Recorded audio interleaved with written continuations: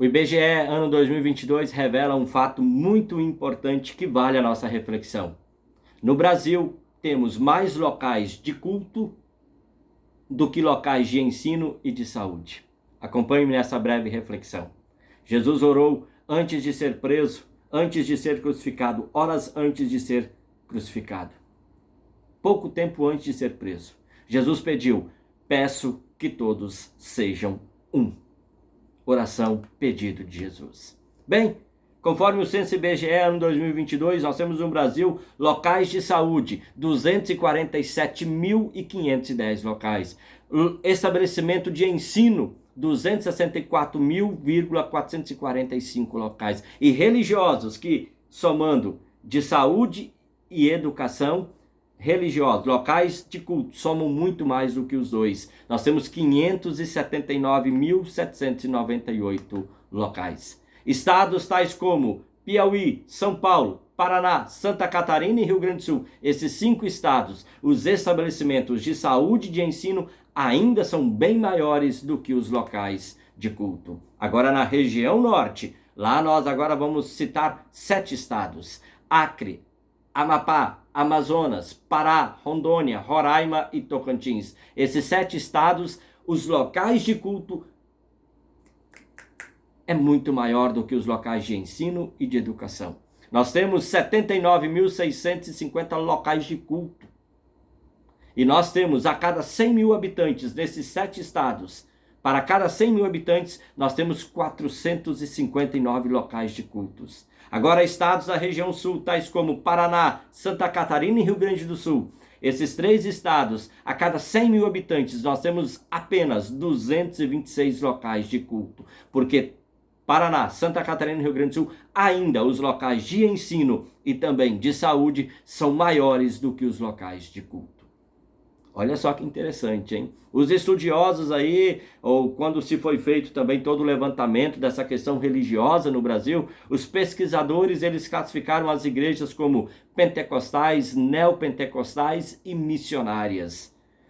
As missionárias nós podemos classificar a igreja luterana, a igreja batista e algumas outras. E dessas 3 vertentes, a que menos cresceu é justamente a vertente missionária.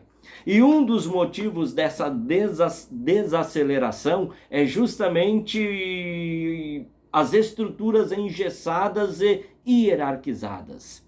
Quer dizer, tem tanta hierarquia, a estrutura está tão engessada que acabou impedindo o maior avanço, o maior crescimento das igrejas denominadas como missionárias. Eu moro aqui no estado do Paraná e posso dizer que moro num estado secularizado.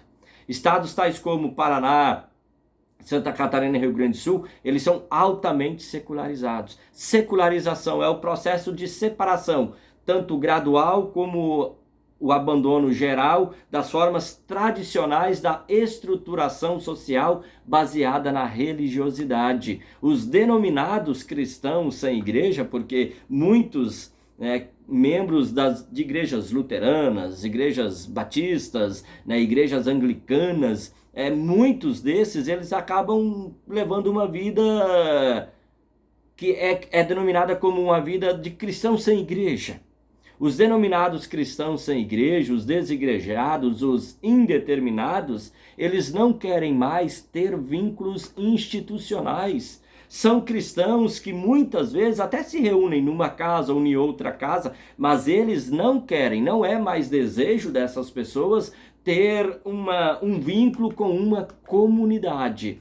A tese é uma tese lá dos Estados Unidos, uma tese estadunidense que diz ser igreja sem a estrutura institucional. Essa tese estadunidense na prática, ela tira o foco do culto e o cristão ele pode ser um cristão sem corpo, que é justamente a igreja. Então eu posso ser, sim, eu sou parte do corpo, que é a igreja, mas eu não ando mais junto com o corpo. A igreja é um corpo, o corpo de Cristo, é isso que diz a Bíblia. Está lá em 1 Coríntios 12, 27. E os cristãos sem igreja, então, nós poderíamos dizer que são como partes de um corpo esquartejado vagando por aí. Não sei se você conhece alguém assim, né? Aquele que se diz assim, olha, eu sou um cristão sem igreja, eu não sigo igreja nenhuma, não tenho instituição nenhuma, mas, sabe, bem, os desigrejados, sem igreja, os indeterminados, hoje no Brasil, eles chegam a 16 milhões de pessoas. Eles ocupam a terceira posição. Eles estão atrás dos católicos e dos assembleianos. A expectativa pelas pesquisas é de que no ano de 2036 esse grupo seja maior do que os assembleianos e do que os católicos aqui no Brasil. Os desigrejados, os sem igreja, os indeterminados, são pessoas que não perderam a fé. Isso aqui tem que ficar muito claro. Eles são pessoas que não perderam a fé. Até aparecem num culto ou em outro culto. A pergunta a se fazer diante disso, e talvez a sua igreja esteja passando por esse evento, a pergunta a se fazer é: qual é o motivo desse fenômeno? O motivo desse fenômeno, na verdade, são dois. O primeiro, a estrutura, o não institucional, eu não quero mais vínculo institucional. E o segundo, a pouca frequência aos cultos. Olha só que dado interessante. Quer dizer, os indeterminados, os sem igreja, é porque eles estão dizendo não à estrutura, não à instituição. Mas ao mesmo tempo também, isso foi crescendo e vai crescendo cada vez mais. Por quê? Porque há uma pouca frequência aos cultos. Em 1970, na década de 70, 3 de cada 10 pessoas participavam do culto todas as semanas, toda semana. 2 de cada 10 não participava nenhuma vez no ano. Agora, no ano de 2010, nós já estamos em 2024, mas no ano de 2010, 3 de cada 10 pessoas participam do culto uma vez por ano. Então, se 3 de cada 10 pessoas, se 30% participava semanalmente na igreja, nós agora temos um grupo de 30% que participa uma vez por ano. Então, aquilo que era semanal passou a se tornar anual. Olha, eu vou trazer dados aqui de uma comunidade do interior do Paraná. E ali os dados dizem que no ano de 2023 um culto foi cancelado por falta de pessoas. Também outro culto teve apenas 4 pessoas presentes ao culto. Teve uma outra determinada data do ano de 2023 em que estiveram presentes no culto apenas 5 pessoas. Os dados dessa comunidade é que 18 pessoas participaram uma vez ao ano. Uma pessoa 2 vezes no ano. E 22 pessoas dessa comunidade do interior do Paraná não foi nenhuma vez no ano. Cerca de 18% da igreja. Olha só, cerca de 18% da igreja. Ou seja, 41 pessoas. Então, 18% da igreja simplesmente se apareceu, porque uma só apareceu 2 vezes, outras 18 uma vez e outras 22 em uma vez. Então, 18% daquela comunidade simplesmente não querem nada com a igreja. Outros 50% daquela comunidade tanto faz. E 32%, os números mostram, que a igreja recebe um apoio meio que total dessas pessoas. Então há cerca de 40 pessoas numa comunidade bem pequena envolvidas no trabalho. É claro que quando a gente pensa nesses números, a gente precisa falar, olha, Deus seja louvado e glorificado por causa dessas pessoas, porque com tão poucas pessoas, algo grandioso é feito naquela comunidade do interior do Paraná. Outros estudos também indicam, se uma mulher se envolve arduamente, uma mãe, ela segue fielmente a igreja, há uma probabilidade de 17% dos filhos também seguirem esse caminho. No entanto, se o homem, o pai, ele segue fielmente, há possibilidade 93% dos filhos seguirem o mesmo. Querido amigo, querida amiga, diante desse número que nos entristece, mesmo a gente ouvindo as notícias, olha, os locais de culto, hoje eles são mais do que locais de ensino e de saúde no Brasil, a gente vê o aumento desenfreado dos desigrejados, dos indeterminados. E foi questionado o motivo dos desigrejados não quererem mais a igreja institucional. E a resposta é dolorosa, a resposta é muito triste. No entanto, precisa ser dada porque ela é mostrada aí nos estudos.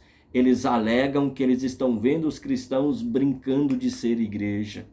Ou seja, muitos cristãos, muitas pessoas buscam a igreja apenas quando precisam da igreja. Eles buscam apenas a igreja para um batismo, para uma confirmação, para um casamento, para um velório.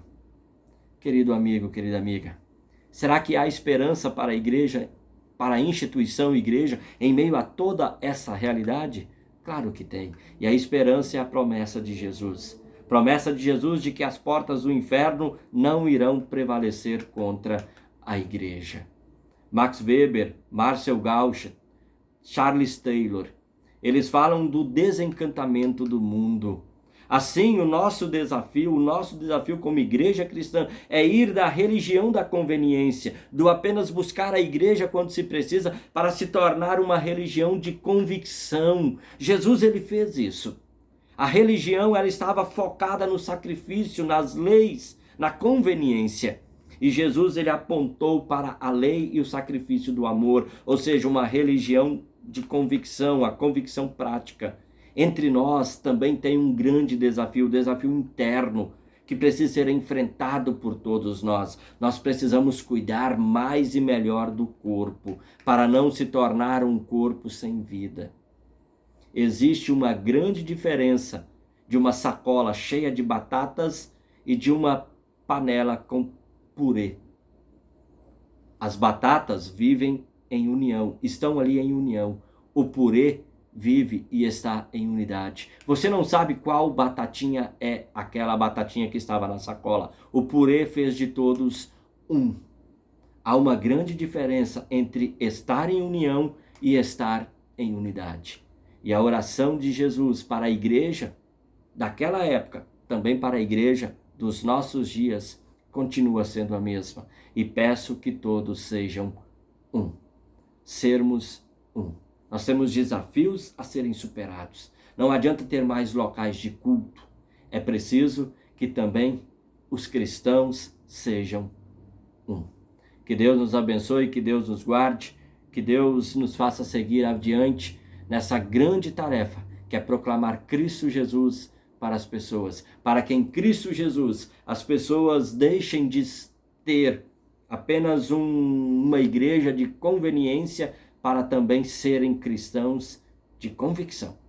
Deus nos abençoe, Deus nos guarde, Deus nos preserve. Olha, um forte abraço a todos vocês. Até uma próxima reflexão, se o Papai do Céu assim nos permitir. Tchau, tchau.